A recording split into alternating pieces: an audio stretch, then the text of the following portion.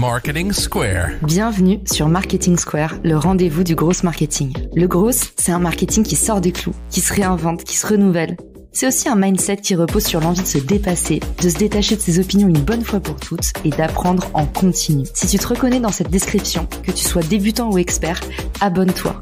Ce podcast va devenir ton meilleur allié. Je suis Caroline Mignot, grosse marketeuse et entrepreneur. Et chaque semaine, je partage sans compter des astuces concrètes, des méthodes actionnables, des idées utiles pour faire grandir ton business et rester à la pointe des nouveautés. Si cet épisode te plaît, tu peux le partager en me taguant ou lui laisser 5 étoiles sur Apple Podcasts.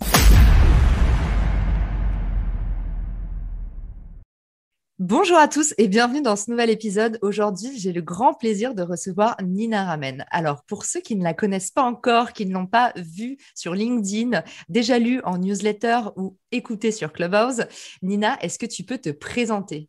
Merci déjà pour ton invitation. Je suis hyper contente d'être là. Alors, rapidement, moi, je suis copywriter chez Germinal. Donc, Germinal, on est une boîte qui accompagne les entrepreneurs entre 0 et 1 million de chiffre d'affaires. Et on a 2 parcours. Le premier, c'est en e-commerce et le deuxième, c'est en création de contenu. Et en parallèle de mon job chez Germinal, donc de copywriter, je suis moi-même créatrice de contenu et j'ai ma newsletter qui s'appelle Culotté, dans laquelle je parle aux femmes et j'aide les femmes à oser davantage. Multicasquette, vous avez compris pourquoi j'ai choisi Nina et pourquoi cet épisode spécial dédié à la newsletter ne pouvait pas se faire avec un meilleur invité. Nina, la première question, qu'est-ce qui se passe en termes de création ? Moi, j'entends souvent qu'une newsletter, ça met beaucoup de temps à se créer. On avait fait une room avec Yann Lopez qui avait dit, moi, j'absorbe près de 8 heures de contenu avant de créer ma newsletter. Comment est-ce que tu t'organises, toi, dans la partie veille ? Oui, effectivement, Yoann Lopez, il a une super newsletter qui est sur les finances personnelles, moi, que j'adore. De mon côté, c'est un peu pareil. J'absorbe énormément de contenu. Je pense que pour créer quelque chose de bien, il faut mettre dans la tête des choses bien. En fait, si tu mets de la qualité dans ton cerveau, il y aura de la qualité aussi qui sortira de tes doigts. Donc, pour moi, ça, c'est la première chose. Il y a cette première partie. Le processus de création, pour moi, il est divisé en 4 étapes. Et c'est un mythe que de dire que tu vas t'asseoir sur ta chaise et que l'inspiration divine va arriver. Tu vois, c'est un peu le mythe, je sais pas, de l'artiste ou de l'écrivain qui se met à écrire sur sa machine à écrire et puis qui déroule. Ça ne se passe jamais comme ça. Donc ça, c'est la première chose qu'il faut déconstruire lorsqu'on est créateur de contenu ou quand on veut l'être ou quand on veut écrire une newsletter, c'est que l'inspiration divine n'existe pas. Le processus de création, je vais vous le donner, le mien, il est décomposé en 4 étapes et ces 4 étapes qui ne peuvent pas être faites ensemble. Elles sont complètement décorrélées.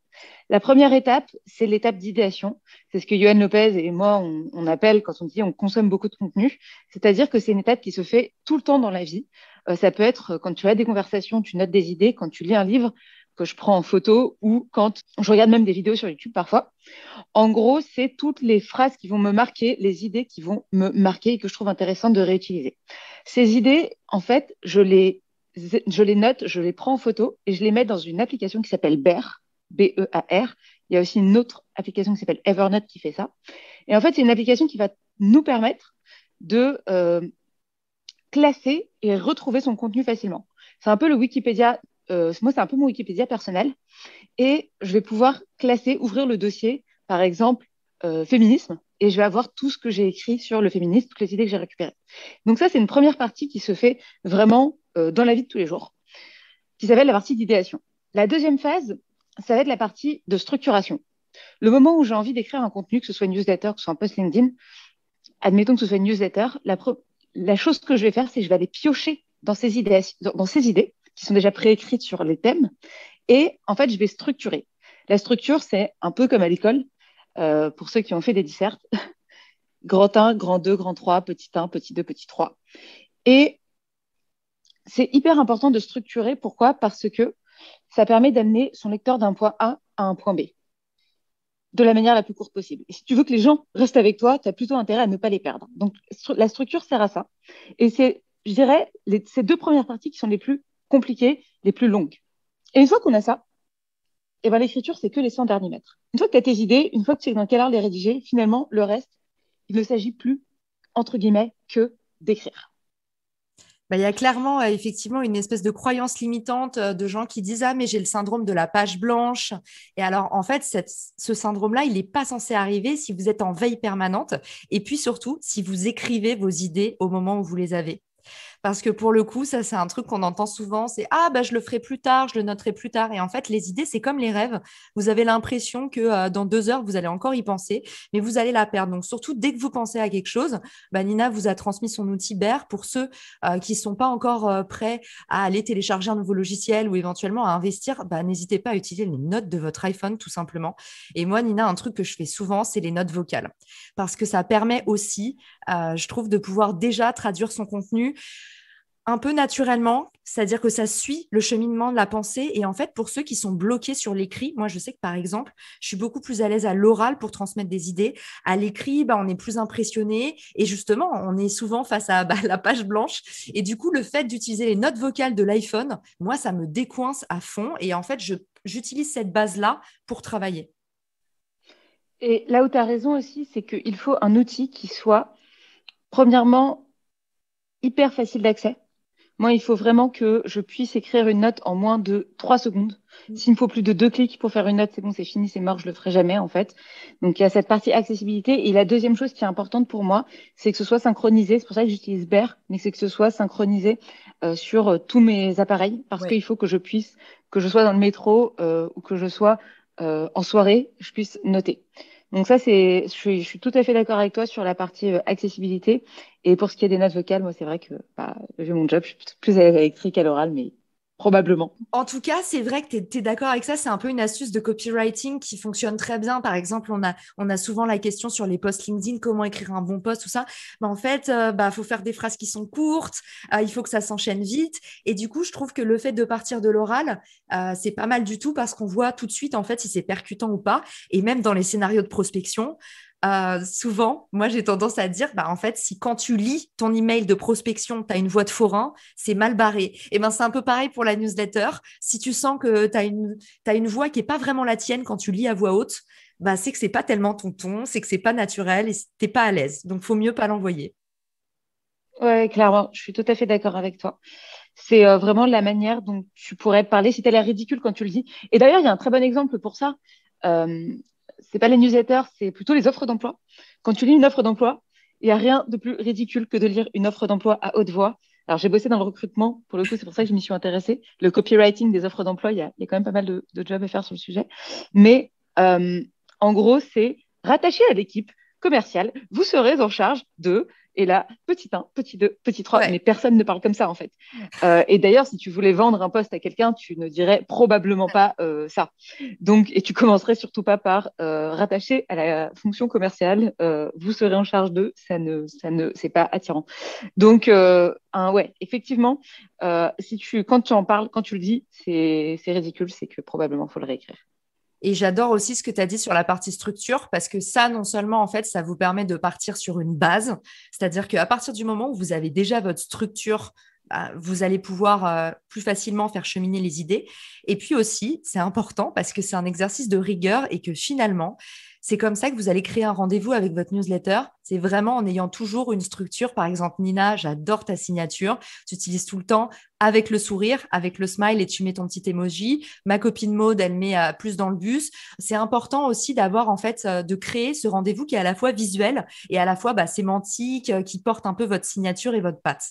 Dans la structure, en fait, il faut garder en tête que tout ce que tu dis doit servir une idée. Enfin, moi, en tout cas, c'est la ligne éditoriale que je me suis fixée, c'est que j'ai une thèse à défendre et j'essaie d'articuler mes parties en fonction de cette thèse. La thèse, c'est l'idée que tu veux faire passer en une phrase. Par exemple, si les gens devaient tweeter, qu'est-ce qu'ils retweeteraient? Et en l'occurrence, dans ma dernière newsletter sur Culotté, c'était l'horloge biologique des femmes est une arnaque. Petit 1, les données sont floues. Petit 2, je ne sais plus exactement ce que c'était, mais en fait, il y avait un grand petit 1, petit 2, petit 3, c'était les données sont floues. Personne ne parle de l'horloge biologique des hommes. Et je ne sais plus c'était quoi la troisième partie. Ça permet en fait de structurer et surtout de ne pas derrière encore une fois, perdre ton lecteur parce que ton idée, enfin, le but d'une newsletter, c'est comme de faire passer une idée. Et c'est ça qu'il ne faut pas oublier. C'est toujours se poser la question pourquoi on écrit une newsletter. Et alors, ça peut être une newsletter de vente, on en parlera tout à l'heure, mais principalement, quand c'est une newsletter, qu'elle soit de contenu ou de vente, il faut toujours garder en tête que tu es là pour faire passer une idée. Et du coup, sur la partie rédaction, parce qu'on s'était arrêté là, d'ailleurs, merci pour tout ce que tu nous as partagé. Tu devrais vraiment faire de la formation en newsletter. Je mettrai le lien, Gentil, hein. je mettrai le lien de la formation de Nina dans la bio. Mais alors maintenant, on est à l'étape d'écriture. Est-ce que, comme ça, dans le creux de la main, tu as quelques conseils pour la rédaction? Tu vois, faire des phrases courtes, utiliser des mots simples. Tu avais fait un super post LinkedIn sur le sujet. Est-ce que là, comme ça, in a nutshell, tu peux nous repartager un peu les grandes lignes? Ouais, alors je vais d'abord te partager, avant de te partager des tips d'écriture en soi, je vais d'abord te partager un peu le travail préalable à l'écriture, parce que finalement, l'écriture, c'est que les 100 derniers mètres. Donc, il y a la partie idéation, on est d'accord, il y a la partie structure. Mais ce qu'il faut garder en tête quand on écrit et pour bien écrire, c'est d'abord de connaître sa cible, en fait. Tu as vraiment cette partie connaître sa cible. Moi, c'est ce qui fait, c'est ce que j'appelle ma R&D personnelle, c'est vraiment de la recherche. Et pour ça, je passe 30 minutes avec les personnes qui me lisent le plus souvent possible. Donc, quand je suis arrivée chez Germinal, j'ai récupéré une newsletter de 30 000 personnes, moi, dont je ne connaissais absolument pas la life. Avant, je travaillais dans le recrutement, si tu veux, donc je parlais à des recruteurs. Là, je suis arrivée, je parlais à des entrepreneurs, si tu veux. C'était une cible qui était totalement différente. Et donc, ce que j'ai fait, c'est que j'ai programmé à peu près 30 entretiens. Alors, ça s'est fait sur plusieurs mois, ça s'est fait sur 6 mois, mais 30 entretiens de 30 minutes avec mes personas. Et je leur ai posé 3 questions. La première question, c'est quel est ton principal problème? Quel est le problème aujourd'hui que tu cherches le plus à résoudre? Deuxièmement, à quoi ressemblerait ta vie si tu pouvais résoudre ce problème? Et troisièmement, si dans 5 ans, tu ne résous pas ce problème, à quoi ressemblerait ta vie? Ça, c'est ce qu'on appelle le pire scénario. Donc, je vais te donner l'exemple pour un entrepreneur. Ton problème principal, c'est que aujourd'hui, tu n'as pas de clients, par exemple. Donc, aujourd'hui, je galère avec mes clients. Petit 2, à quoi ressemblerait ta vie si tu pouvais résoudre ce problème? J'aurais des clients qui viennent automatiquement sans avoir à faire de prospection. J'aurais un chiffre d'affaires qui me permet d'être à l'équilibre avec ma boîte. Je pourrais me payer, je pourrais embaucher.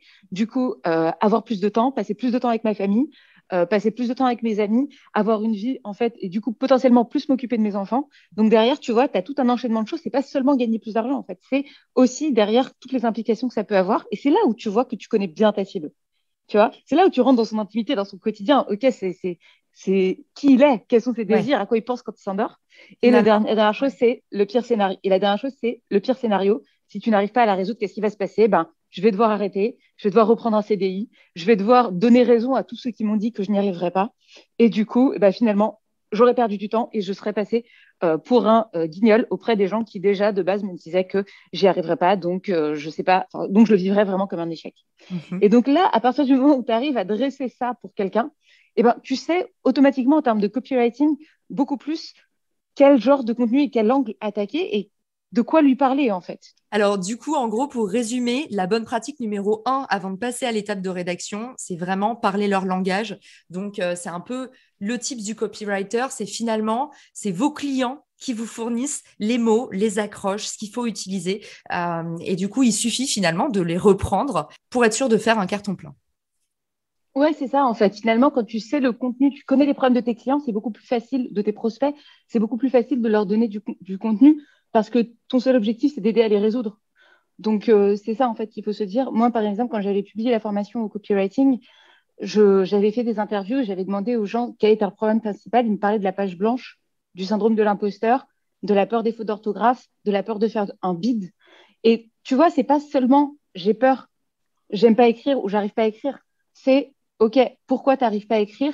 Et derrière, toi, tu peux créer du contenu, par exemple, la méthode en 4 étapes pour ne plus jamais avoir la page blanche. Et c'est notamment comme ça que j'ai aussi créé mon contenu dont je te parlais tout à l'heure. Alors, ce que je te dis là, en fait, c'est un mini contenu que je donne dans mes newsletters où je parle des 4 étapes.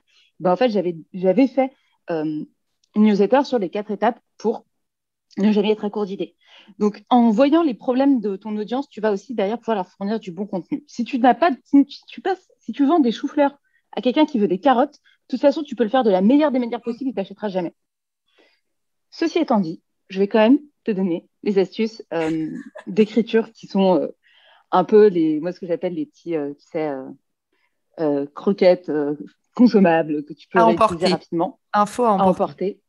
Quand on se met à écrire, on a tendance à faire comme à l'école. On a tellement lu des auteurs du type Voltaire, Proust. Clairement, c'est ça qui crée aussi la peur d'écrire, c'est que à l'école, on étudie généralement des auteurs dont on ne sera jamais capable de recopier le style. Donc ça, si tu veux, ça crée de l'appréhension par rapport à l'écriture. Et la première chose qu'il faut faire si on veut se lancer, c'est d'abord de faire le deuil de ça. On n'écrira jamais comme Proust. Moi, je suis copywriter, je n'écris pas comme Proust. Et Ouais, d'ailleurs, c'est pas grave. mais il écrivait pas du tout pour le mobile, hein. Ça n'aurait pas marché. C'est clair. C'est clair. C'est exactement ça. Et sachant que Proust, son but, c'était clairement pas de faire des newsletters.